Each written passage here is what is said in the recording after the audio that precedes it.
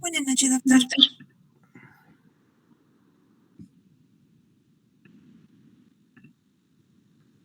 Permítame compartirles la pantalla.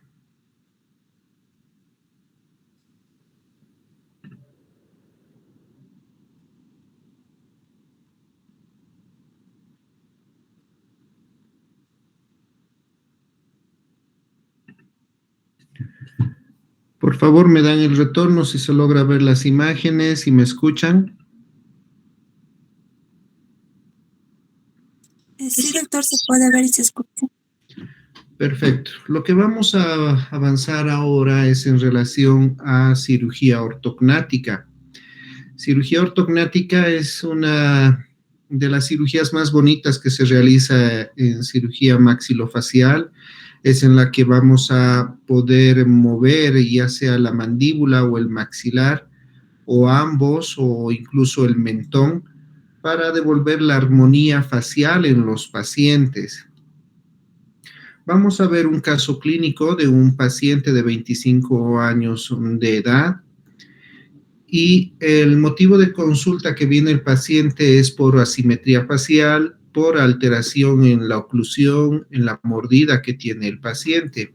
El paciente refiere que tiene una historia de la enfermedad actual de 12 años de evolución, en el cual el paciente empieza a notar un desarrollo anormal de la mandíbula en relación al maxilar, y esto de manera progresiva. Va haciéndose mucho más notorio a 5 años atrás y se evidencia una discrepancia entre ambos maxilares. Los antecedentes personales patológicos y no patológicos, no hay mucha relevancia en el paciente. Su examen físico general también está dentro de parámetros, los signos vitales. Siempre empezamos con lo que es la historia clínica y es el paciente con la asimetría facial. Entonces se va haciendo mediciones tanto clínicas como radiográficas, cefalométricas, o lo que contamos ahora con aplicativos de la computadora para poder determinar el grado de discrepancia que puede haber entre el maxilar y la mandíbula. Entonces, a simple vista, podemos ver que hay un mayor desarrollo de la mandíbula, pero también puede ser que la mandíbula esté en un desarrollo normal, pero ha crecido muy poco, ha desarrollado muy poco el maxilar o el tercio medio de cara. De ahí que hay que hacer las mediciones correspondientes para poder determinar si realmente es un mayor desarrollo de la mandíbula o de pronto el maxilar superior está en una posición normal y solamente la mandíbula ha crecido. Lo que queremos ahora es planificar para devolver la armonía facial al paciente. Cuando se detecta estos problemas a temprana edad, cuando son niños, hablamos entre los 8, 9, 10 años, se puede utilizar tratamientos de ortopedia para poder ir redirigiendo el crecimiento facial del paciente.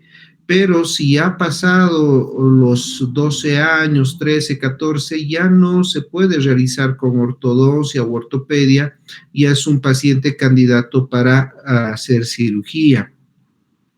Entonces vamos viendo las líneas medias, desviaciones del mentón, y a veces va acompañado también de lo que es el tratamiento en fosas nasales o en la pirámide nasal. Generalmente esta cirugía ortognática va acompañada de ortodoncia antes de la cirugía y después de la cirugía, pero ya podemos ver cuánta discrepancia hay entre el maxilar y la mandíbula para poder devolver al paciente lo que denominamos el overjet y el overbite en nuestros pacientes. Solamente con ortodoncia muy difícil poder compensar todo esto.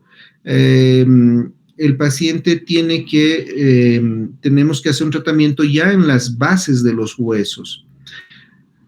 Se puede hacer estudios de modelos de yeso para hacer la planificación, se pueden tomar radiografías laterales de cráneo, teleradiografías para hacer las mediciones cefalométricas, o si ya contamos con los medios digitales computarizados, ya se puede ir midiendo todo esto. Entonces se hacen las mediciones según las cefalometrías que ustedes ya deben estar aplicando, como ser de Steiner, de Ricketts, entre otros. Hay varios análisis cefalométricos que se pueden ir desarrollando en los pacientes y de acuerdo a esto ya vamos viendo el grado de discrepancia que hay entre ambos maxilares.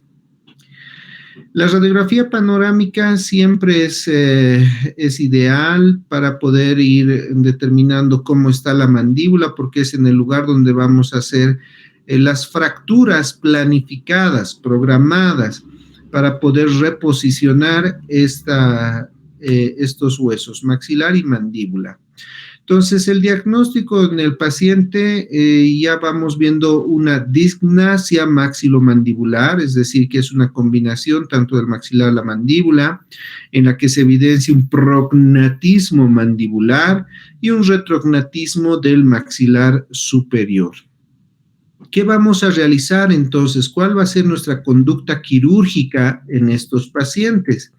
Vamos si el maxilar superior ha tenido poco desarrollo, entonces vamos a procurar llevar hacia adelante y la mandíbula llevar hacia atrás con estas fracturas planificadas y programadas.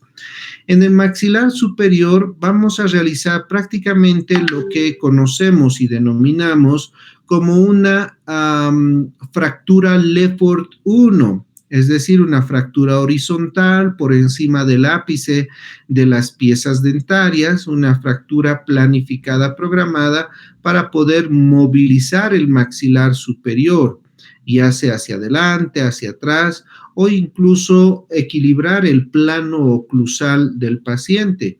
Se pueden hacer movimientos horarios o antihorarios. Y en la mandíbula, lo que vamos realizando generalmente es una osteotomía que se denomina de Obegesser, Dalpon, modificación de Dalpon, para poder movilizar la mandíbula, también para llevar hacia adelante o hacia atrás, y en ocasiones también puede ir acompañado de una cirugía del mentón. Como mencionábamos, la ortodoncia prequirúrgica siempre es importante, siempre es ideal. Los estudios de modelos que vayamos a desarrollar. Hoy en día ya se hace esto a través de impresiones en 3D para poder hacer este tipo de planificaciones y las guías quirúrgicas que nos van a ayudar a movilizar o reposicionar tanto el maxilar como la mandíbula.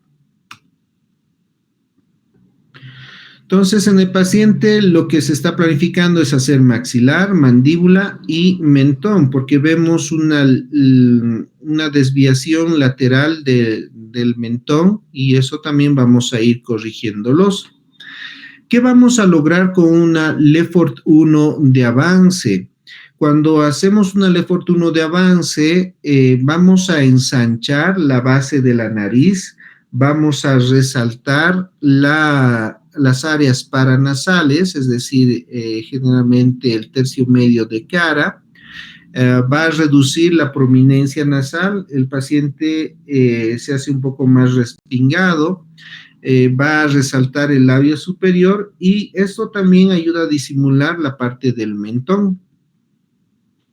Para hacer este abordaje del maxilar superior y esta Lefort 1, lógicamente que tenemos que hacer una incisión en el fondo del surco vestibular, una incisión horizontal que va desde una tuberosidad a la otra tuberosidad. Vamos a ir levantando el colgajo, exponiendo las fosas nasales, la espina nasal anterior, porque los cortes tienen que ir desde las paredes laterales de fosas nasales, abarcando el seno maxilar, hasta la región de la tuberosidad del maxilar superior. Por lo tanto, hay que ir desprendiendo la mucosa tanto de la nariz, del piso de la nariz y las paredes laterales.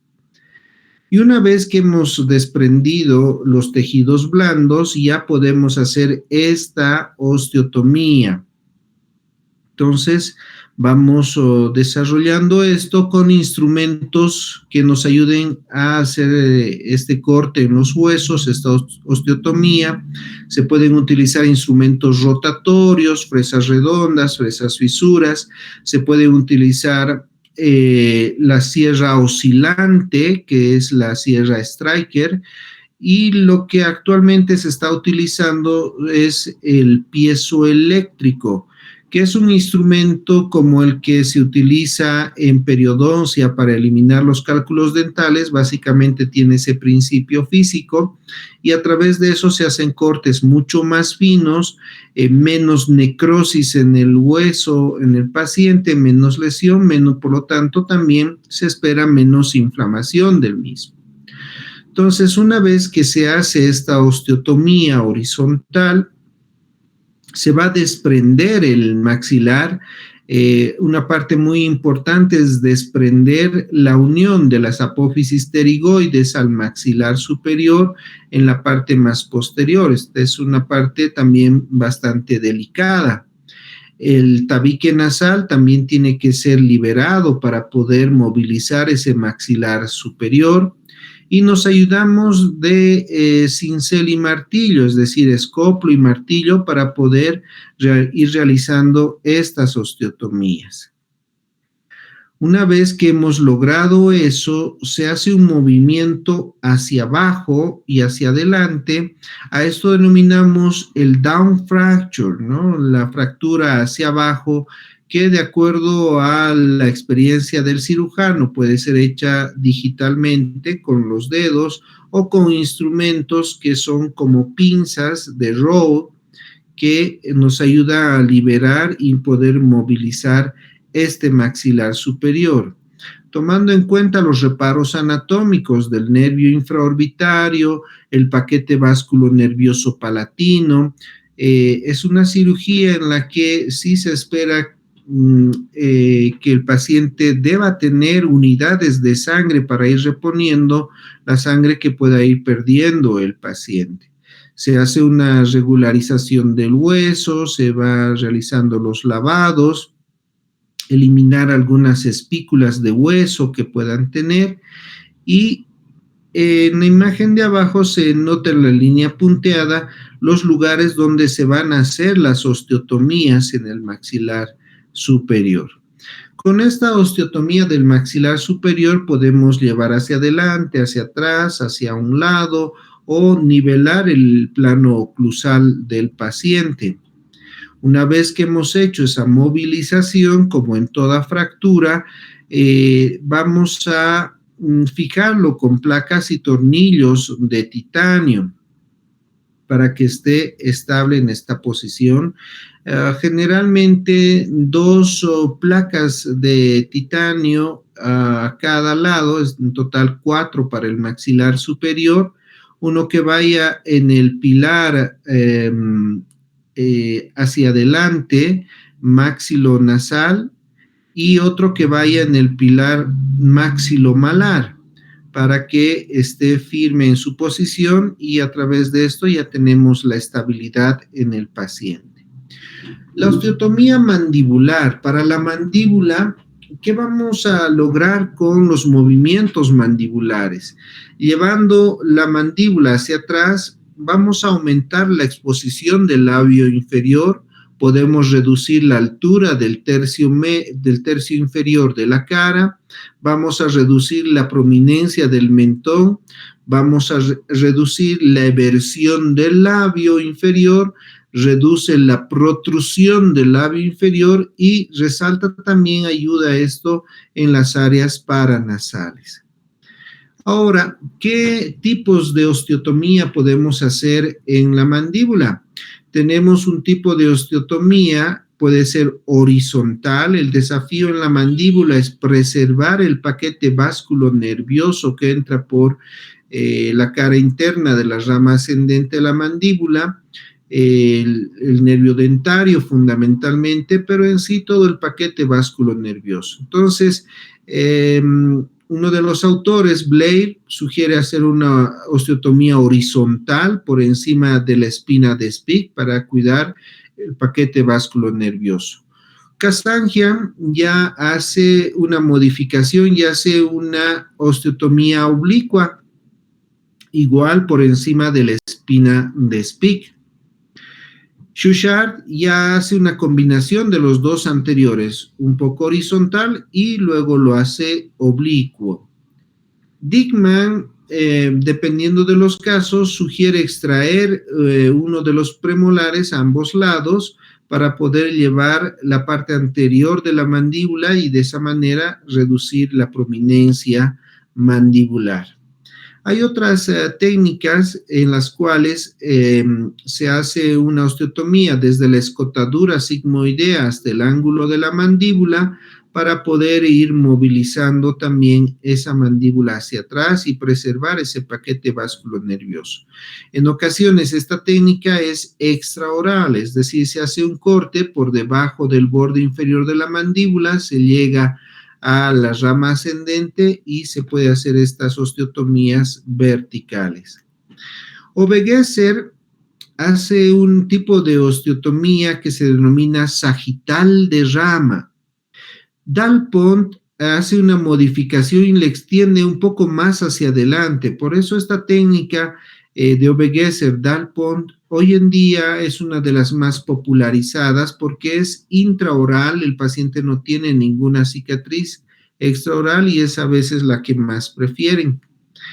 En esta diapositiva se puede ver los tipos de incisiones que se pueden ir realizando para los cortes mandibulares y poder movilizar, no solamente para llevar hacia atrás la mandíbula, sino también para poder llevar hacia adelante.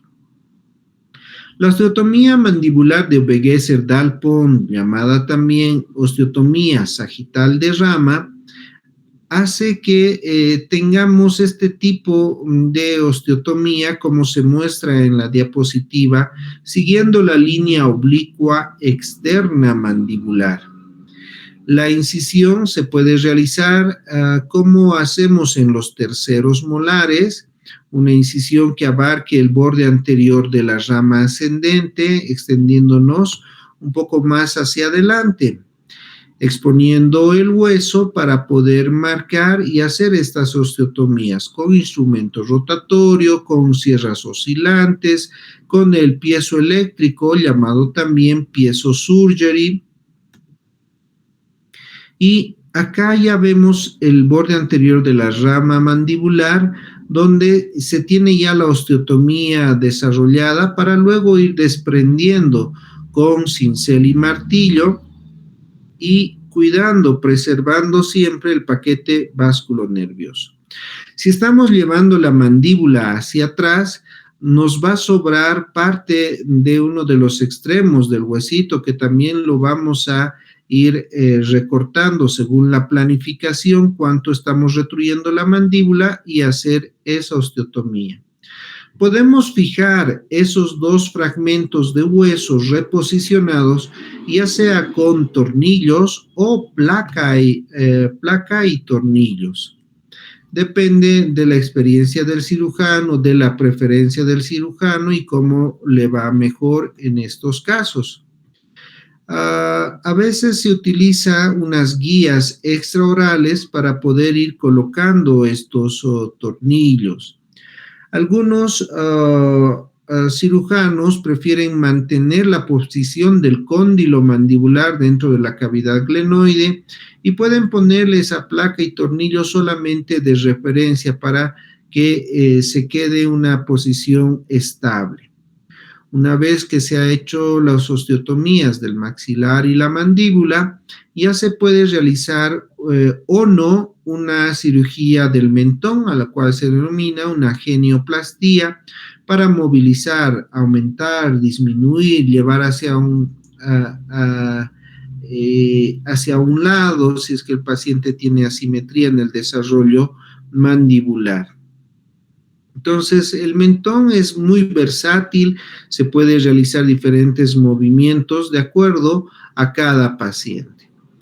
En estos casos se hace una intubación nasal, pero como han visto, las osteotomías que se tienen que hacer para el maxilar superior van a abarcar fosas nasales y hay que preservar y cuidar siempre esta intubación que va a la anestesia general del paciente. Una alternativa es hacer una intubación submentoniana en la que se coloca el tubo por la boca hasta la tráquea y por boca uno de los extremos se lo saca por debajo del mentón. Entonces, esta intubación submentoniana es una alternativa que se tiene para no realizar traqueostomía en los pacientes. Nos ofrece una vía aérea permeable, segura, en la cual podemos movilizar y el maxilar y la mandíbula también con más comodidad. En esta intubación submentoniana, como mencionábamos, se hace una incisión por debajo del borde inferior de la mandíbula para que por ahí pueda salir el tubo de la anestesia que inicialmente iba por boca y uno de los extremos lo sacamos por debajo del mentón y por ahí va a ir el oxígeno y la anestesia que requiere el paciente. Esa técnica de intubación submentoniana también se la utiliza en pacientes que tienen múltiples fracturas, fracturas panfaciales, tanto la mandíbula, maxilar, hay combinaciones, entonces necesitamos devolver la oclusión al paciente y en esos casos también se puede hacer esta intubación submentoniana. Antes se pensaba en hacer una traqueostomía, pero con el advenimiento de esta técnica ya rara vez hacemos esas traqueostomías. En la imagen se ve a Obegueser, lamentablemente ya falleció, pero él es el que ha hecho bastantes aportes a nivel de cirugía maxilofacial y siempre es un referente en relación a lo que se va a realizar este tipo de cirugías.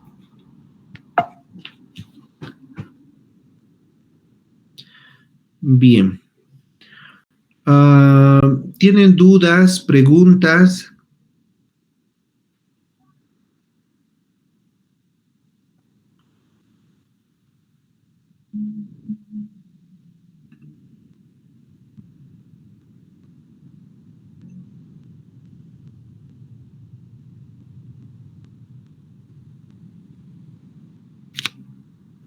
Bien.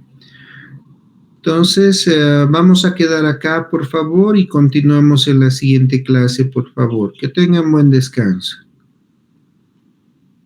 Buenas noches, doctor. Hasta luego. Hasta luego, gracias.